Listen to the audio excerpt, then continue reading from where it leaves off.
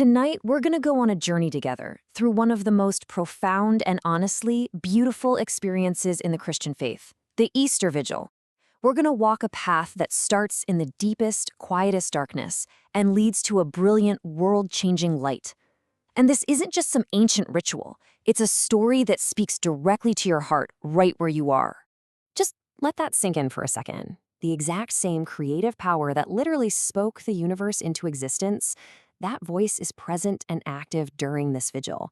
This is where the huge cosmic story of creation gets incredibly personal.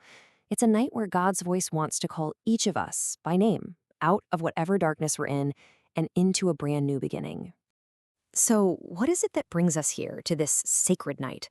Well, it all starts with a deep, almost primal feeling we all have, a kind of hunger for something more, a search for light in the shadows of our own lives. I mean, we've all been there, right? Life can feel like a storm sometimes, leaving us feeling lost, worn down.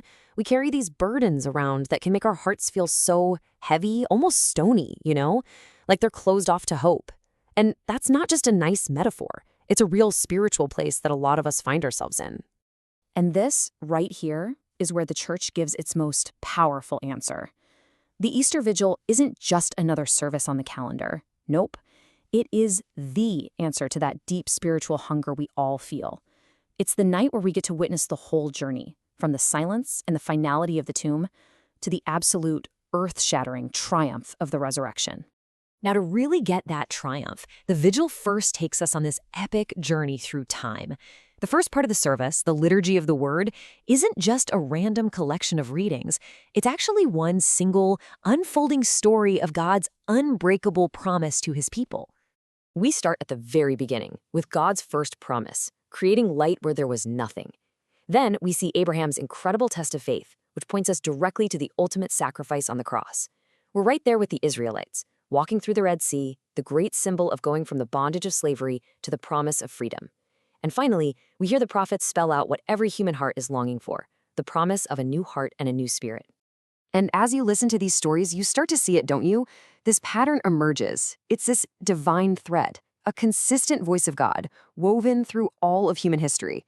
It's a voice that never, ever gives up on us, constantly calling us back to himself, not with judgment, but with this incredible, unwavering tenderness. And this whole journey through history, all these promises, they bring us to a pivotal moment, not just in the story, but for us personally.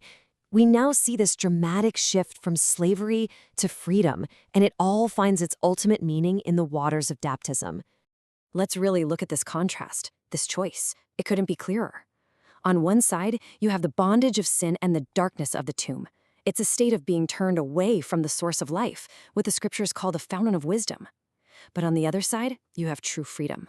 It's the choice to become children of God, thirsting for the living water only he can give, and living in the total triumph of the resurrection. So here's the crucial point. Baptism is our personal Red Sea crossing. It is the moment we pass through those waters, leaving the slavery of our old life behind to enter into the promised land of freedom as God's own children. And this passage from Scripture just lays it out so perfectly. Baptism is a kind of death. We're symbolically buried with Christ. But why? So that we can also rise with him. It's all about shedding that old self to begin a completely new kind of life, a life aimed straight at God. It is nothing less than a total rebirth. Okay, so all of history, every reading we've heard, every single symbol we've just walked through, it has all been building to this exact moment. We are at the climax, not just of the vigil, but of the entire story of salvation. We heard the prophets promise it. We've seen symbols of it all through history. But how does this promise of a new heart and a new spirit, how does it actually become a reality for us? The resurrection. That's the answer. That is the single defining event that changes the entire course of human history. It's the moment that fulfills every single promise that ever came before it. And here's the thing that's just so profound. The resurrection isn't just Christ coming back to life. It is a new act of creation. Just like God said, "Let there be light," way back in Genesis, the resurrection is a new divine command that completely shatters the darkness of sin and death forever, creating something totally new in its place. So, this incredible, world-changing event, It's not just something to remember once a year. It's meant to be lived, day in and day out. The Vigil transforms us so that we can become messengers, carrying its light out into the world. So what does this actually look like in our daily lives? Well, first, when we renew our baptismal promises, we are consciously, intentionally choosing freedom over slavery. Second, we're called to be Easter messengers. This means that carrying joy isn't just a nice idea, it's actually our mission as Christians.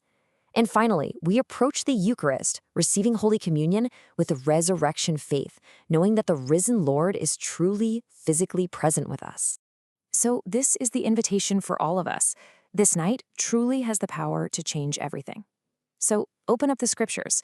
Listen for that divine thread, for God's voice speaking directly to you. Just allow the transformative light of Christ to enter your heart and make you new. And so we end with this blessing. What if the same God who brought light out of the primordial darkness wants to do the very same thing for you, right here, right now? What if this night is your chance to receive that clean heart and begin a life that leads to the absolute fullness of joy? That is the promise of the Easter Vigil.